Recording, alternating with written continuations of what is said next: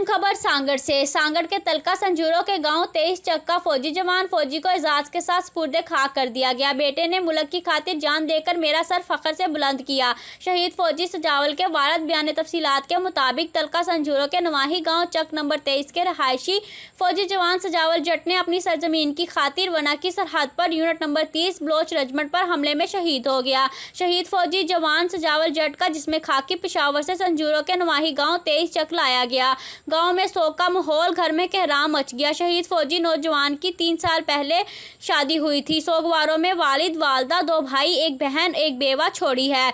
दूसरी तरफ शहीद के वालिद का कहना था कि मुझे फख्र है कि मेरा जवान साल बेटे ने मुल्क की बका की खातिर अपनी जान की कुर्बानी दी। अपने मुल्क के लिए दूसरे बेटे भी कुर्बान करने के लिए तैयार हूँ और मेरे बेटे शहीद सजावल ने अपने मुल्क की खातिर अपनी जान देकर मेरा सर फख्र से बुलंद कर दिया। शहीद को पूरे फौजी एजाज के साथ सुपुर्द खाक कर दिया गया। इस मौका पर फूलों की चादर चढ़ाई गई। हमायती न्यूज़ से जैन उमर की रिपोर्ट। मज़ीद खबरों के लिए देखते रहें हमायती न्यूज़ HD।